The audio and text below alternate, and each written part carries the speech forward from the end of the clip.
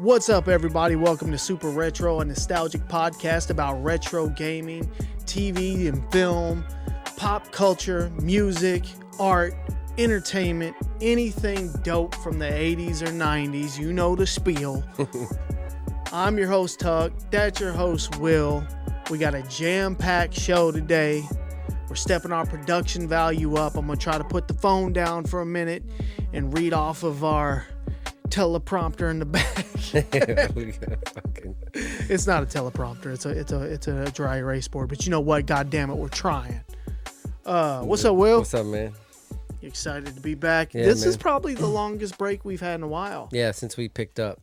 We had some issues. We had it scheduled. A couple times it got canceled. Shout out to D Hill, man. I feel bad for that. Me too. I feel bad we didn't get D Hill in before he went back, but he was scheduled. He was ready, and me and Will just couldn't make it happen. So that's on us, Will.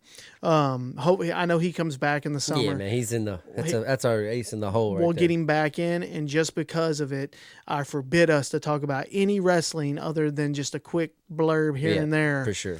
Because we have a whole wrestling episode planned with him because he is an encyclopedia of wrestling, and he has some real experience with production and playing wrestlers in TV shows, and et cetera, et cetera. Shout out to Daniel Hill. But yeah, we got a jam-packed show. Yeah, we got a lot, bro. I'm ready, man. Let's hop right into it. So we like to start our podcast off with some super nostalgic shit. And before we do it though, let's talk about us. Maybe by the time you hear this, we'll have 25,000 followers on TikTok. Hopefully that's the case. Cross my fingers that we will. So we just want to say, hey, big shout out to everybody on that, man. It's super crazy, man. It means a lot. All the comments, you guys really have made us feel appreciated for just being a couple dumbasses, really. That just talking old school nostalgia. Couple dudes sitting around talking about stuff from when they were younger, and it makes them happy. You guys have made us feel pretty awesome in that you relate to what we're doing. So thank you for that. We are just getting started. So many more episodes to come. So much more cool, retro, nostalgic shit coming your way. I mean, thank you. Unstoppable at this point. There's unlimited amount of stuff to talk about, and tonight is a perfect example. We're talking about a movie tonight that we're not really going to review. We're just going to talk about some shit you didn't know from the movie. Yeah. You know what I'm saying? Which is a lot. And then we can go back and talk about the movie at another date, or even scenes from the movie. So it's unlimited, guys. However, we want to start with a good one. This one right here, anybody that's even close to our age, and even probably 10 years. Yeah, it lasted a while. 10 years younger than us probably have some experience with this. I'd say it went out of the 90s. Anybody in their 30s and 40s know this shit. Yeah. It went out late 90s. That's what I'm talking about. Like, it went way past the just 2 decades. It may have went into 2000s, early 2000s. What are we talking about? Saturday morning cartoons, y'all. God. What's more nostalgic than that? There's nothing. I mean, it's almost like synonymous with nostalgia from the 80s. Yeah. It just, you got to start there, and then you move on somewhere else. But for real, like, basically, like I was telling you, like if I think back on my childhood, like waking up every Saturday morning at my grandparents' house, I'd go get my breakfast and get my little TV tray and put it down. You know, I'm talking about the old TV trays. The metal, the tin, or metal, tin. Yeah. Put that down and put my cereal or my whatever breakfast I was having right there in front of the Saturday morning cartoons and just didn't move, bro. That's right. Like it was like clockwork. So many good ones too. Yeah. You want to get into some of them? Yeah. Teenage Mutant Ninja Turtles is one of the first ones that come to mind. Yeah, see, I was even before all that. I was before all that, you know what I mean? I was out there watching He-Man, G.I. Joe, like fucking chipmunks, snorkels, like bro, Pink Pant, like all weird stuff. Like Flintstones was my jam, Scooby-Doo, Dennis the Menace. Oh, like so many. It was endless, bro. Like every Saturday the Jetsons. morning. Oh, Jetsons, 100% Jetsons. Damn, you hit me with the snorkels, bro. Dude, I used to love the snorkels. Me too. Did Fraggle Rock come on Saturday morning, or was that was a TV show? Like on regular day. Yeah. That was like on a different channel too. But like it was almost everything you can think of from your childhood, like Thundercats. Mask. Like I mean everything. Yep. You said He-Man. What was it? He-Man and what? G.I. Joe's was that was a staple. He-Man and Masters of the Universe. Dude. What about Inspector Gadget? You remember Inspector Gadget? He was awesome. I used to love that shit. Like, I mean, Chip and Dale. Did you get Chip? Yeah. Look, Tiny Toons, Animaniac, Bugs Bunny and stuff. Oh, they had a whole gang of those on there. Voltron, Fat Albert, Super Mario Brothers show. Yep. Y'all remember the Super Mario Brothers show? It came on Saturday mornings. Dude. Like, it was, I don't know any kid from our time that didn't watch this. And it got so popular that it even spilled over into Sunday. I don't know if you remember that. Oh, yeah. Like, it was 2 days. You know what else I remember? I remember cartoons every day after school. I remember they played a few after that. Yeah. In the like after school time. They played like 4 in a row, Yep. 4 30-minute ones in a row for like 2 hours. 100%. Yeah. I mean, it might have been like G.I. Joe. It was G.I. Joe. It was Dennis the Menace. It was Garfield. Oh, Garfield, bro. Dude, I loved Garfield. And I don't know if it was a regional thing, but Cartoon Express. I remember that shit. Yeah, like I'm pretty sure everybody watched it back then. Like I'm pretty sure that went everywhere because that Cartoon Express, and it would just have a game. It basically meant you were about to get ran over by cartoons because like it was just one after another. Like as soon as one cartoon ended, boom, another one started. Hell yeah! And bro. like you almost knew that fucking rotation. Yeah, you know and You'd get up and be like, oh shit. What did I miss? And then when you would know going into commercial break, yeah, you know the sayings, the sayings, the little videos they would play, the taglines, any of the stuff.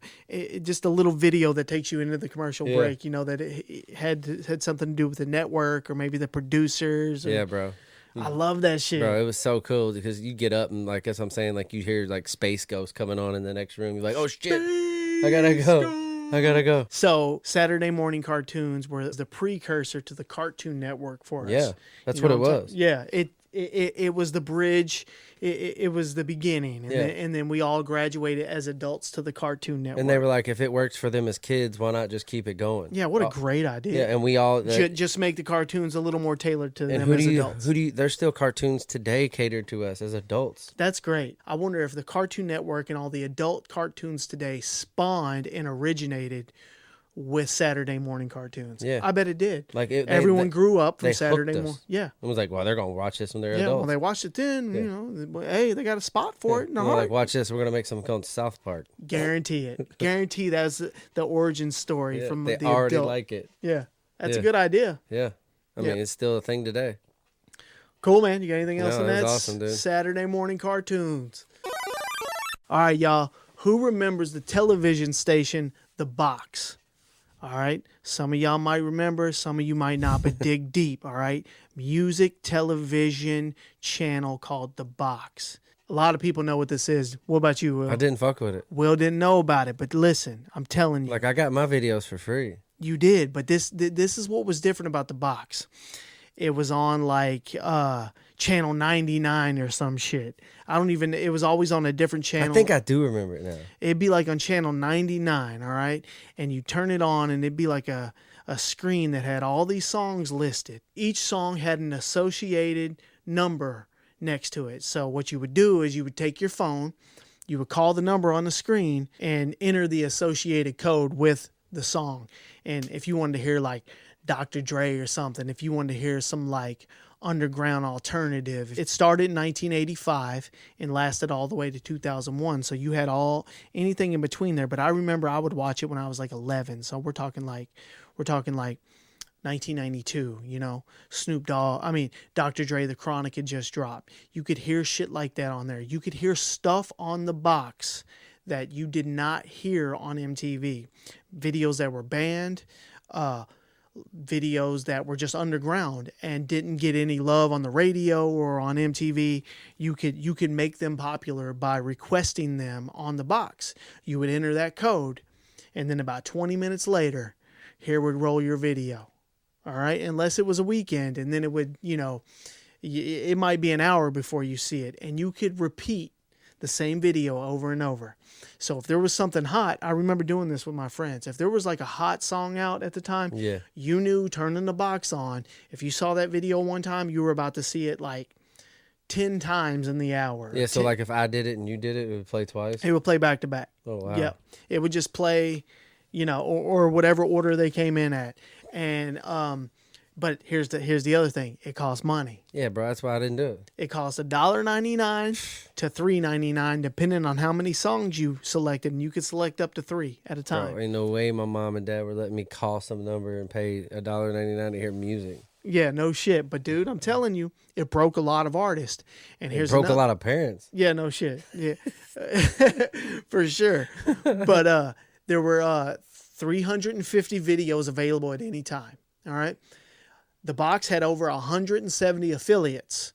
So they also allowed each affiliate to customize their playlist. So you really had in New York, you had some completely different shit that was in LA. Yeah. So what that allowed, if you were a local artist and you were able to get you a video shot, which was pretty damn difficult in the Back 90s. then, yeah.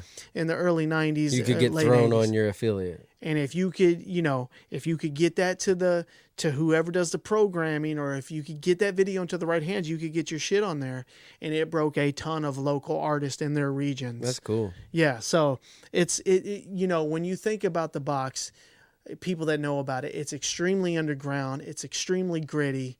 Like I said, you could watch band material on there. Here's when it went south. Good things never last. All right. MTV acquired them in 1999, and by 2001 it was over. And there's still some different variants of it today that the mother sister company still survived and kept doing this. Nah, it's over. It's not. The box ended when MTV acquired them. The box was over. Once you get so big, you get bought. That's right. But yeah, the box, man. If y'all remember it, let us know. All right, y'all. Movies turning 30. How old are we, bro? This is going to shock a lot of people. Movies turning 30. We're going to do more content like this. I think this is a good one. And these movies I'm about to hit y'all with, you might not even feel like you were a kid when you watched them. What's crazy is most of these are the movies like that you can remember going to the fucking movie theaters. For sure. You know how old? A lot of them. That's old. I'm going to hit y'all with the first one. Forrest Gump. Man. Tom Hanks. That's fucking Run, classic. Forrest, run. Classic movie. I love Jenny. Something like that, isn't it? Is that what he said? Jenny. Jenny. Life is like a box of chocolates. That movie's got 1,000 lines. Bro. It's got so quotable. Lieutenant Dan. That movie's wild. It's so good. Somebody hates it. Who did I listen to that did not like it?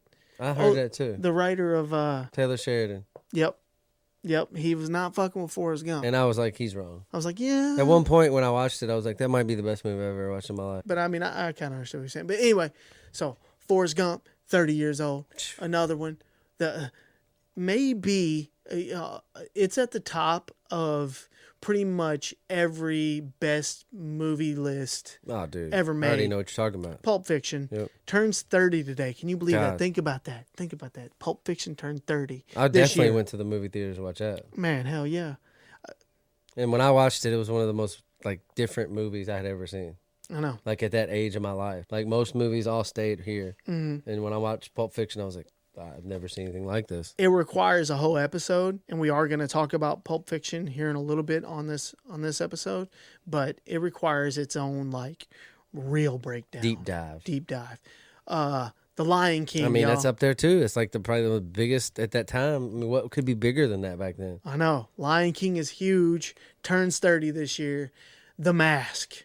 It's huge. Jim Carrey. Huge. True Lies. Awesome. Was that Arnold Schwarzenegger and Jamie Lee Curtis? Hell yeah. Man, that was a good movie right there. Little Rascals. Classic. Another classic. Dumb and Dumber. One of the funniest movies ever. Another Jim Carrey film. Bro, that was great. And another one, Ace Ventura. Man, he was killing it. He was on fire in 1994, y'all. Look. He's printing his own money. 3 on this list are turning 30, and Jim Carrey was in them. Ace Ventura, Dumb and Dumber, and The Mask. Bro, who had a better 1994 than Jim Carrey? Dumb and Dumber, man. Nobody. I still think about that movie all the time. It's hilarious. Bro. The shit scene in Dumb and Dumber.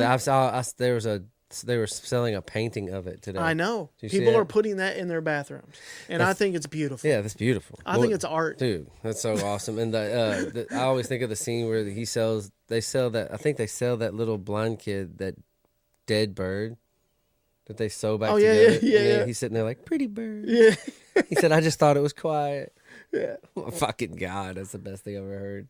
So, yeah, man. Who had a better 94 than Jim Carrey? Nobody. Dumb and Dumber is... We should break down Dumb and Dumber, too. Yeah, that was a classic. 100%. But, yeah, so those are your movies turning 30. I'll run through them real quick. Forrest Gump, The Lion King, Pulp Fiction, The Mask, True Lies, Little Rascals, Ace Ventura. Oh, we didn't say Shawshank Redemption. Oh my God, it's one of my favorite movies ever. Shawshank Redemption. Don't forget Speed, bro. Speed turning 30. Keanu Reeves. That was a good movie. That was when he became like real big. I fucked with that Like movie. Point Break, you know what I mean, was a good movie for him, but then Speed, he became like bigger. Yeah, he became like a real action star. Yeah, like fucking, it basically led to Matrix. You know that what was I a mean? good movie. I'd like to watch that again. I Speed probably was- haven't seen that in probably 25 years. Sandra Bullock. Yeah.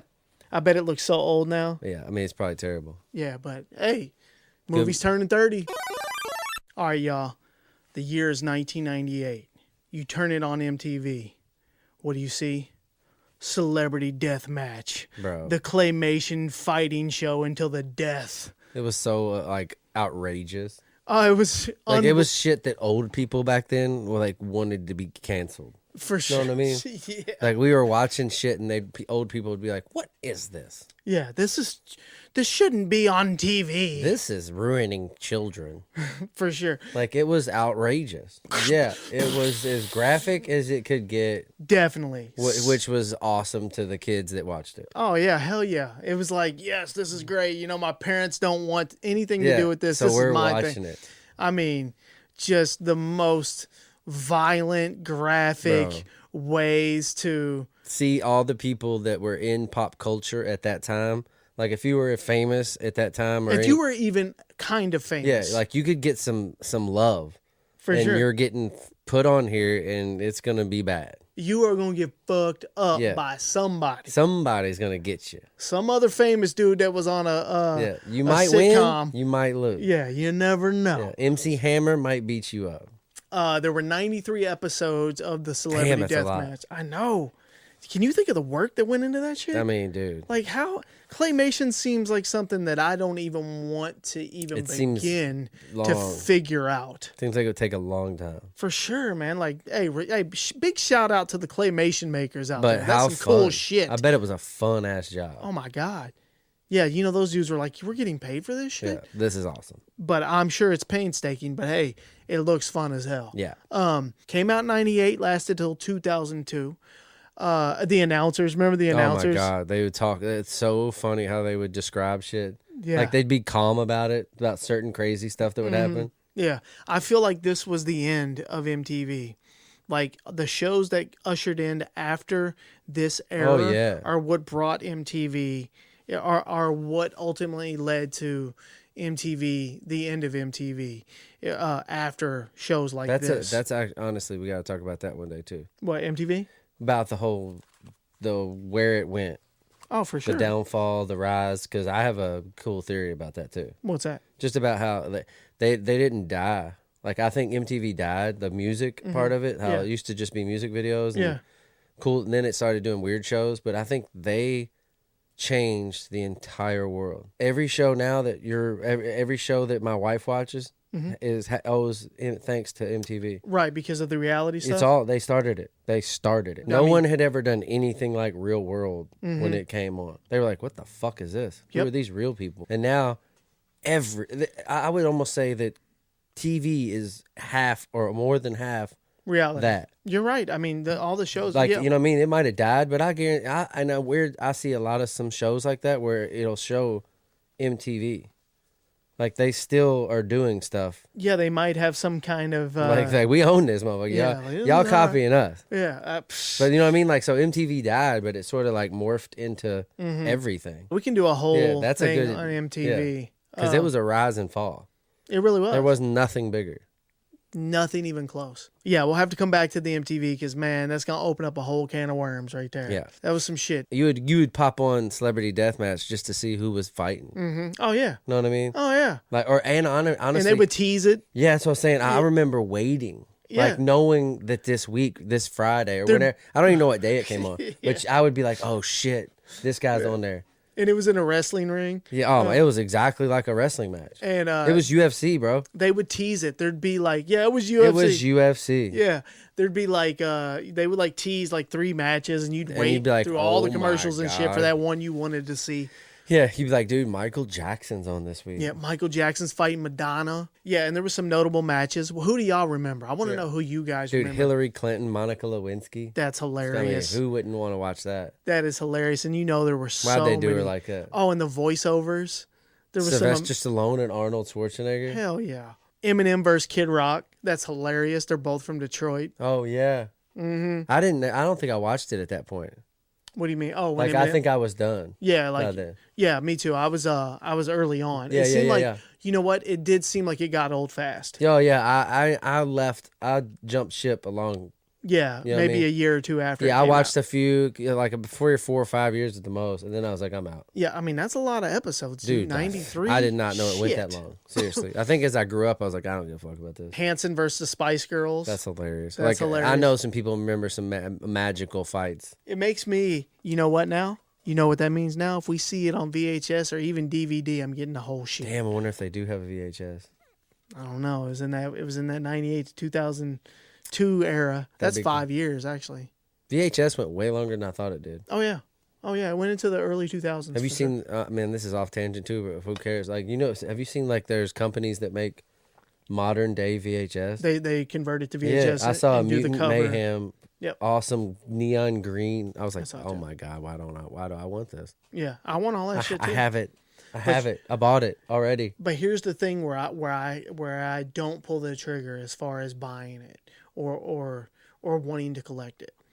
Because it's not authentic. No. It's not real. But it's like based off of that era. I know. I get it. I almost the want fact that someone out there takes their time to be like, I want this to be an obsolete form of media. Yeah. Who the fuck wants a VHS? Yeah. You know what Me. I mean? Other than us, Me. like our people. And also like when I see people making the shells for like Nintendo 64s, like custom shells, I want them, but then I'm like, eh. You know, remember that convention we went to? There was a bunch that selling new cartridges. Yeah. And we were like, oh, this ain't fucking what we want. No, this ain't it. Yeah. The homebrews is what they call it. Yeah. We were like, nah. They were making homebrew games. We're still trying to get the regular collection, bro. But yeah, Celebrity Deathmatch. It's classic, dude. Who do you guys remember? What fight do you remember? What do you remember about it? I remember the announcers were wild. I remember the voiceovers were wild. I know some people remember some details about how people got took down. I think some people got butt hurt over it too. Some of the celebrities that were being impersonated, they got all bent out of shape. You got made fun of. Yeah, like bro, you were in the public domain. Publicly, we are going to just destroy you. Yeah. And any scandal or anything they were having or anything related to them at the time, they would just bring it up. Yeah. Like everything. Nothing is off limits on Celebrity Deathmatch. That was classic, dude. Conkers Bad Fur Day on the Nintendo 64. Wild ass, graphic, vulgar, controversial, disgusting, awesome, binge drinking, squirrel type of a game right here. Yeah. Who remembers that? Who remembers Conkers Bad Fur Day? This is some wild shit. And here's the thing. A lot of people might not... Yeah, I was going to say, when did it come out? March 5th, 2001, during the end of Nintendo 64's life cycle. And there was very limited marketing behind it, so that's another reason why it didn't do well. However, it was critically acclaimed. Rare made this game. Dude, Rare's still around. Rare is still killing it, and they parodied their own games with this game, and it ended up being fucking awesome. That's crazy that Rare did that, man. Rare did this game, and it's rated M. Nintendo actually is not a fan of this game. How it made it all the way through the process and put out, I don't really know. There's like it wouldn't make it today. There is a sunflower with these big boobs that he has to like bounce off of. Bro, there is there's some wild shit that happens in here. But basically, it's about a binge drinking squirrel that had a long night at the bar, got hammered, and has been trying to make his way home to his girlfriend. That's literally the plot of the game. He's just trying to get home to his girl. He just had a bad fur day. And his journey home is everything that he experiences. Yeah. That's the game. That's the game. It's like an adult version of Banjo-Kazooie. You know what I mean? Mm-hmm. Which is another rare game. There's tobacco. They smoke cigarettes in this game. The ad campaign was targeted at male college students. And what's funny is a bunch of 2001 Karens got all butthurt about it because the artwork and just the gameplay, if you were to see it in passing or just see the artwork, it looked like, you know, any of these other rare games or any of these other games on the Nintendo 64 because it was super, you know, friendly for kids. A lot of the games were on the Nintendo 64. I'm sure some kids picked it up and was like, what? That's exactly what happened. There, a bunch of 2001 Karens got tricked into buying this game from their kids because, you know, they trusted Nintendo. Yeah. And can't be bad. Exactly. And there's an M on it, lady. Yeah. See the M for mature. LA Times reported that some parents were horrified. And here's an example. They reported that a mother in Indiana said, and I quote, "It's disgusting, sophomoric, and I'm disappointed in Nintendo. It would be like if Disney released a porn." I mean, what? But I mean, I get the analogy that she's trying to make. That's hilarious. It's fucking. They had them up in arms. It was wild, dude. There is a scene. There is a level. It's literally the shit level, the poo level. You travel through this whole level, and it's nothing but shit the whole time. You're jumping over turds. There's shit on the wall. It's splattering everywhere. Which, as a kid, it's awesome. And when you get to the end of that level, the shit level, you have to fight a giant piece of shit. Yeah. It's an opera singing piece of shit. Yeah. It sings an epic, amazing opera song about shit.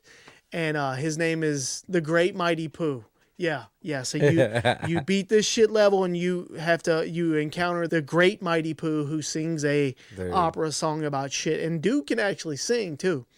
The voiceover work in this game. Oh, it's class. That they really did good about that. Yeah, that's one of the most notable things about the game is the voice work. Yeah. I mean, I can't remember one before this that I've played. When I think back to the voice work, I mean, I guess there was probably some stuff on PlayStation 1 that got pretty in depth, but I mean, they treated this thing like a movie. Yeah. They really did. They treated the voice work on this like a movie, and it stands out. Basically, if you have bad audio, then you have a bad product with pretty much anything. Movies, podcasts, games. If you have good audio, it can make or break it. Yeah. And if you have great audio, it can really make it. Yeah, it can pick up for some bad parts of another. That's right. But I mean, hey, like, and that game's still pretty crazy today. Like, and it's like it's more expensive today than it was when it came out. That's right, roughly around $110 on all of the which is crazy for just for the cartridge. Yeah, just for that little cartridge right there. Around $110. That's awesome. Nintendo Power. Oh yeah, dude. Nintendo Power refused to print anything about it. That's how much Nintendo didn't like this game. They was not fucking with it. Some official Nintendo strategy guides did list it, but if the name appeared on the cover or if this was on the cover, they would black it out with a piece of plastic, like a Playboy that was in a grocery store. Because they probably knew Nintendo Power was mainly for kids, younger kids. Right. KB Toys pulled it, didn't sell it. They're like, hell no, we're not selling that crap. But you know what? I didn't fuck with KB anyway. Toys R Us was where it's at. So whatever. It developed a cult following. This deserves a cult following. Yeah, it's like still. I remember when we started recollecting stuff. This is always talked about. Always. Yeah, this in is the gaming community. Yep. It's still like a legendary game. We need to try to beat it. So it's a parody of Rare games made by Rare, but also in the game there's a bunch of parodies. There's like a Matrix level. There's a Save It Private Ryan level. That's fucking hilarious. Dude, it's so cool. They do a bunch of shit like that. So, I mean, they put some real work into this game. Like, amazing work. They were already dope at what they were doing, and they put it into here. They had a lot of fun with this one. Yeah. They had a lot of fun with this. That's a cool game, man. There it is, y'all. Who remembers that game? Conkers Bad Fur Day. Let us know, y'all. stuff you may or may not know about Pulp Fiction. In honor of it turning 30, we wanted to talk about a few things that you might not know. And I didn't know a lot of these. I mean, there's so many movies that we don't know little shit about. Yeah, I watched a video or something. There's like over 200 things that you probably didn't know going on in Pulp Fiction. Yeah. But I mean, what a complex movie. Though. It is. I mean, it's, like I said, every movie has those. They really do. And, you know, this movie is always on it's always number 1, number 3, number 2 on the best movies ever made. I don't know. Is it my favorite movie ever made? Probably. You know, it's definitely up there. It'd be hard for me to find another one. Yeah, when I watched it in the movie theaters, it was like a groundbreaking experience. Yeah, and there is something in our stuff you may or may not know that blew me away when I read this. I was like, oh my God, why didn't I figure that out? So now I'm gonna go back and watch the movie and just try to like piece things together. That's what's cool about this movie is how rewatchable it is. It's very, dude, every time. Because you're like, oh shit, I didn't even catch that. Like you might watch that movie and miss some, and the second time you watch it, you're like, oh. Yeah.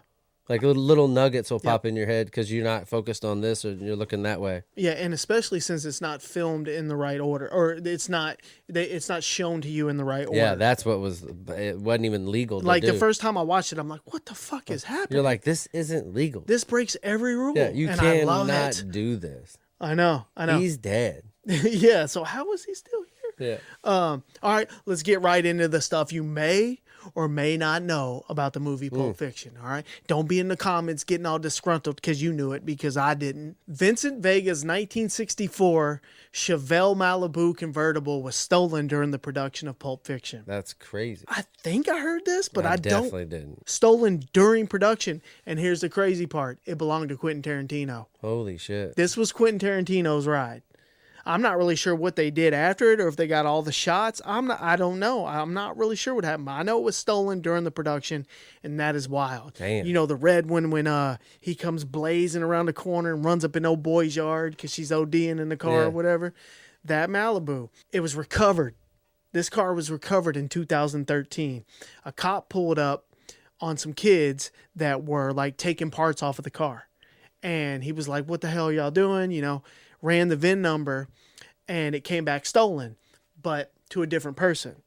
But a little further investigation, they were able to see that the VIN number was tampered with, and that when they ran the real VIN number, it came back to Quentin Tarantino. Damn, he got it back? And he got it back. That's awesome, dude. And has it today. I didn't know that. Yeah, no, I mean, I'd heard something like that vaguely, but like I said, I don't know. Hey, I learned something. Man. I didn't know that he got it back. I didn't know any of that shit. I didn't know the cops saw the kid stealing it. The bad motherfucker wallet that Samuel L. Jackson has, when he's like, it's the one, it's in the bag. It's the one. Which one is it? It's the one that says bad motherfucker. That's so cool, dude. The most quotable movie of all time for me, but we'll get into that. That was actually Quentin Tarantino's wallet, and he gave it to Samuel. See, I could see that being Samuel L.'s wallet. Right. That's probably why Quentin Tarantino gave it to him. He's like, you know what? You should have it. You're the bad motherfucker. Yeah. Not me. Yeah. But I love that. So, you know, too, they wrote that shit on the fly, too. You know, it's the one that says bad motherfucker. That's cool, man. He, like, basically is incorporating his real life into everything he films. The adrenaline shot in old girl's chest. So fucking... Ugh. Oh, the sound. My Just God, the sound dude. it makes. It's like... Oh. That was... Ugh. Yeah. That was filmed in reverse. Yeah. I'm going to have to go back and watch it now, knowing that it was filmed in reverse, because I can't picture So they it. started with the... They started with it in her and then pulled it out. So it's pretty brilliant because it works. I can't tell. The way it looked like he stabbed her with it. It really did. Yeah. And that sound is, it's awful. Steve Buscemi is in Pulp Fiction too. Did you know that? I think I remember it. He is the waiter at Jack Rabbit Slim's. He's the one talking to Vincent and Mia about the $5 shakes. Yeah, which crazy now, it's not even that expensive sounding. Oh, I know. For sure. But, you know, Back then you were like, what? Yeah, $5 shakes. You're like, yeah, who's paying $5 for a shake now? Shit. That's normal. That's pretty normal. I could definitely see you paying $5 easily. But how cool is it that you just throw Steve Buscemi in there? Right, and he does it. And he's like, hell yeah, I'm in them. I'll do it. Yeah, I'll be the waiter. He's only in it for like 30 seconds. I've watched this movie over 100 times. I guarantee it. Easily over 100 times. Yeah. Never once realized that was Steve Buscemi as the waiter. Oh, I did. But the second you hear him talk after you know it's him, 100% him. Yeah. I'm probably going to get roasted for that, but I had no idea. Hey, man. Kathy Griffin's in it too. I don't know if I remember that. It's when another part we're going to talk about in a minute. It's when Butch runs over Marcellus Wallace after she's come across the street, and she's one of the pedestrians, and she go, Marcellus Wallace wakes up and asks what happened. She goes, "You were walking across the street and you got hit by that guy with the car." That's Kathy Griffin. Oh, that's cool. Yeah. So I knew that though. When I went back and watched that, 10 years ago, I recognized her. I was like, "There's Kathy Griffin," but I didn't. That's know a fucking awesome scene because he's looking for him anyway, and he pulls. Wait. Yeah. Here we go. So to segue into this part, so when Butch goes back to his apartment, Bruce Willis's character, when he goes back to his apartment to get his father's watch that his girl forgot, when he walks in, if you remember, there's a gun laying on his kitchen counter, and he looks down at him and was like, "What the fuck?" You know what I'm saying? And then that's when Vincent Vega comes out of the bathroom and he does what he does. He wipes it down and he leaves. So you automatically think that was Vincent Vega's gun. No, it wasn't. No, it wasn't. Guess whose it was? Who? So when he leaves the apartment, what happens? Who, when Bruce Willis? Yeah, when Butch leaves the apartment after... Oh, that's when he sees Marcellus. That's when he sees Marcellus Wallace. Because Marcellus Wallace was just with Vincent Vega in the apartment, but set his gun down to go get coffee and donuts and was on his way back to Butch's apartment. That's awesome. Yeah. So he's got a dead body on Marcellus's gun. That's right. I never put that together. No, I think I would assume everyone watching this would think that it's Vincent's gun. Right. But I'll go a step further than that. I didn't assume, I never put together that few seconds later he sees Marcellus Wallace, and there was nothing outrageous about that to me. No. I thought it was a coincidence. Me too. Yeah. No, they were together. Yeah. I get it now. They were literally together. That's why he was walking back there. He was on his way back there, and that's why he saw him. And he looks up and he's like, literally around the corner. "I'm hitting this dude." Yeah, he's like, "Shit's going down." Yeah, that's awesome. Isn't that cool? Yeah, that's awesome. That makes me want to rewatch it with that stuff in mind, because I never put it together that they were together. But if you think about it, they 100% were together. Yeah, that's who he works for. That's who he works for, and he literally left his apartment and sees him 1 second later. Yeah. Like he was on his way back. Like he was just randomly next door. Yeah. So somewhere doing something else.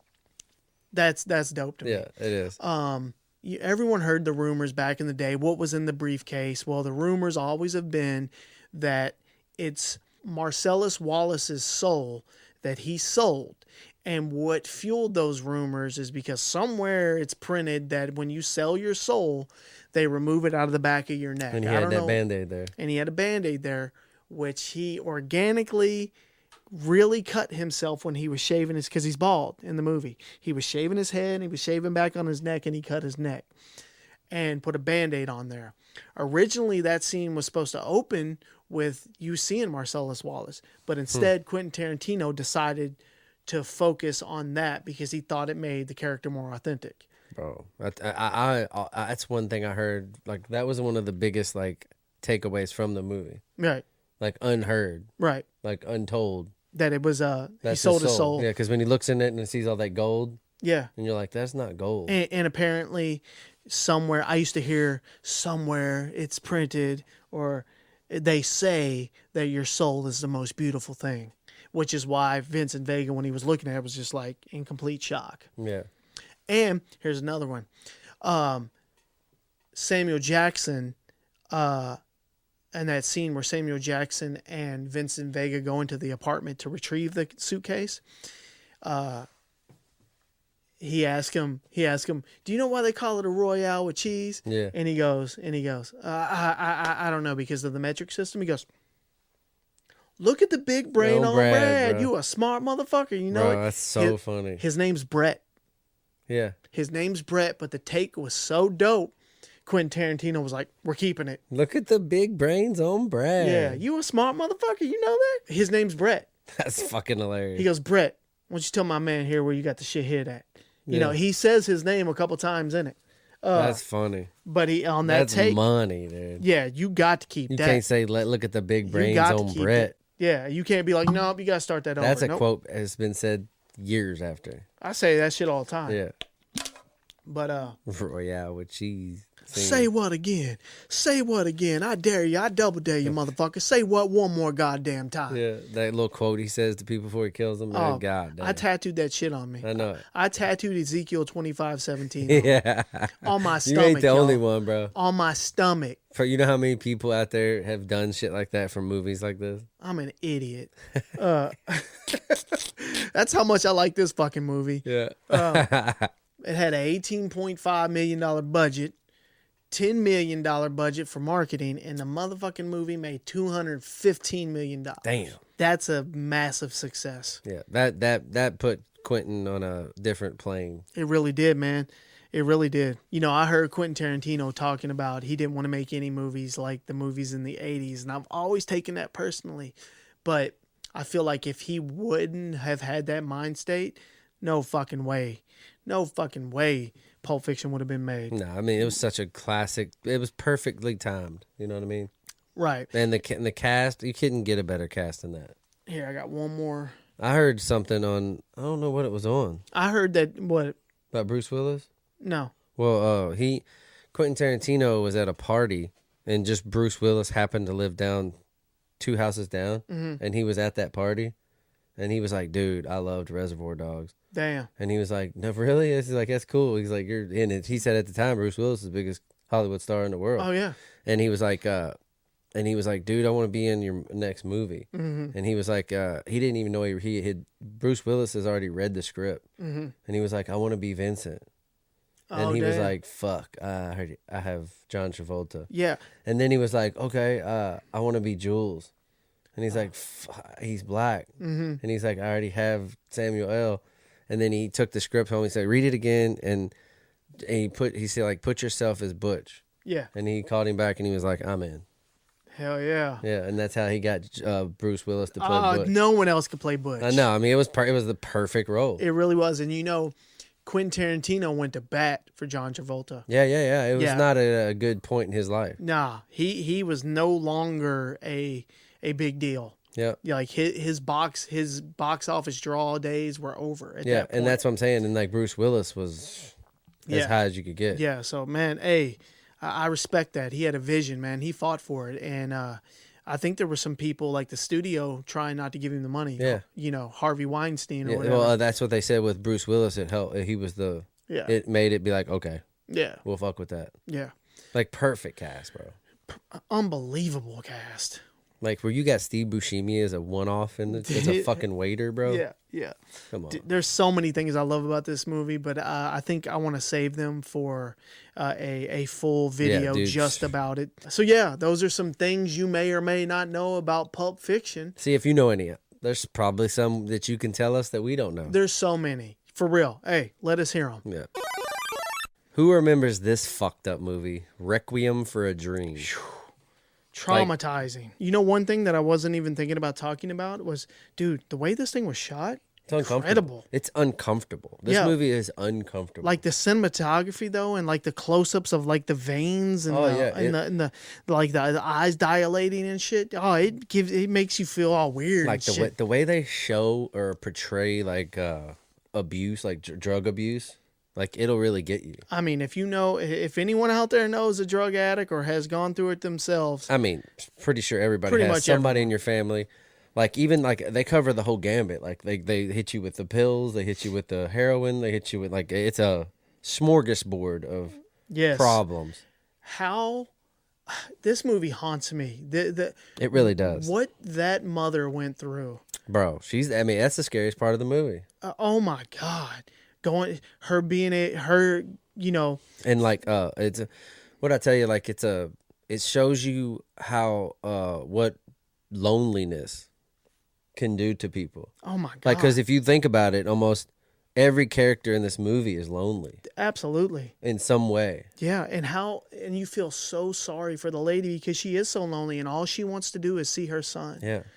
She just wants to be around him. Like it makes you feel bad for everybody. Like you feel it in your chest watching this movie. It's, like these movies, man. You know that I'm not going back and watching that movie. You know what I'm saying? No. And it's not because it's not good. I watched it recently. And it's not because it's not good. It's just because I don't want to put myself through that. No, and we're in a we're in a better place in life.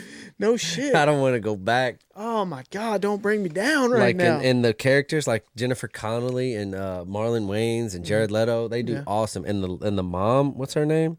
I can't pronounce Ellen Burstyn. Yeah, I can't pronounce it. She killed that role. Unbelievable. Like unbelievable the way she captured that. I mean, getting on the speed and thinking she was going to go on the game show. On the game show, and she that's all she thought about. Bro, she obsessed over it. And about eating. She had an eating disorder. And lost weight. Yeah. Just so she could go on there she and was look on these her diet best. pills. And she went absolutely insane. At the end of it, she's spoiler alert, she's getting electroshock therapy and shit. That scene is terrifying. Terrifying. That scene where she is she's being wheeled on the stretcher. Bro. And she's being restrained, and then they shock her. They do the electroshock on her. And you just see her just go so sad. You see life leave her body pretty much. And that reminds me of she reminded me of my grandma. I know, dude. That's exactly what it was for me. Even the little nightgowns and shit. And she didn't even know she was taking drugs. I know that, dude. She felt this is fine. The doctors gave it to me. Right. She thought it was totally cool. And even your boy Jared Leto ends up fucking getting I think it's an infection, and his arm gets fucking amputated. Mm-hmm. He's sitting, oh my God. And then your boy ends up in jail. Yep. And it's just so bad for all of them. And like I said, they all had hopes and dreams of doing certain things. Yeah. And it ends terribly for everybody involved. Yeah, man. This is not a good ending. Man, just that what that old lady went through still fucks with me today. Yeah. When I see this cover, or just hear somebody talk about it, or I'll just be randomly sitting there and I'll remember her being electroshocked, and just the way it was filmed was so I don't even know. It was just it makes you. They captured disorientation, in the uncomfortable feelings. Yeah, it was so dark. It was dark. The way it was filmed, it was just dark film. I don't know anyone who watches this and can be in a good mood for any amount of time after. No shit. And one of the most iconic movie quotes of all time came from this movie. What? Ash to ash. Yeah. You know what I'm talking about? Yeah. I say that shit all the time. God, what a crazy movie. All right, new segment, Super Retro News of the Week. We're going to talk about what's going on in the world of retro, anything that's retro that has hit the news cycle, has some kind of connection. 13-year-old Willis Gibson out of Oklahoma has officially beaten Tetris. Believe it or not, Tetris is beatable. Who knew? Bro, I didn't even know. Had no idea. When that happened, I was like, hold up. Yeah. It's not, nobody beat it? Yeah, that's what I was thinking. I was wait, that's how much I didn't fuck with Tetris. Once I started playing Tetris, I was like, yeah, this isn't me. Yeah, it was fun for a minute, but that was about it. I was like, I don't think this was made for me. But, I definitely don't. As soon as I heard a 13-year-old beat it, I was like, what does that mean? Yeah. So here's what it means. Apparently, after you max out the score, which is I think 99,999, something like that. There's a kill screen. Yeah, only computers have made it this far up until now. Yeah. Only computers have maxed out the score, and then after you play so long after you max out the score, it freezes, and that is what people are referring to as beating Tetris. Yeah. And it freezes at the same spot every time. This kid, he got to the point. He's a competitor. He's a competitive Tetris player, though. As if you didn't know those were a thing, you do now. There's a competitive everything. There's a competitive Tetris community out there. All right. And this is their god, Willis Gibson. Well, I mean, dude, and like I told you, I said there's a bunch of people when somebody does something like this, there's there's immediately 100 people saying that he's a cheater. He cheated. This wasn't on a real system, like, and the gambit of what, and like I've seen him compete, and he never got that far. Yeah, I'm like, hey, he fucking did now. well, he did, and you know And what? that's what the other people was commenting right after that. They were like, well, then you do what he did on a non-regular system. Yeah, exactly. But you know what? You know there was some poor bastard out there that did beat this game that didn't even realize that he beat the game. Yeah. And he thought, oh, well, it froze on me. Yeah. But apparently after you get a certain level, like level 29 or something, the blocks start falling so fast bro. that you can't, I mean, you have to, every move you make has to be perfect. If you make one mistake, then you can't. Bro, can't go any further. I'm so dumb that like it got to a point where it wasn't even that fast that I couldn't handle it. Dude, you know what I mean? No way. Like it got slow, and I was like, No okay, way. His father did pass away like a couple weeks before this happened, so I'm sure old boy was just in there locked in, like going through some shit. Yep. So you know what? Yeah, I give the dude props. Hell yeah. Good job, Willis. Keep playing. It's awesome, by the way, that a 13-year-old is playing a game that is old. playing a retro game that was like released in like you know that's cool, dude. 30 years ago. Yeah. So shout out to Willis. Every Gibson. game should be beat.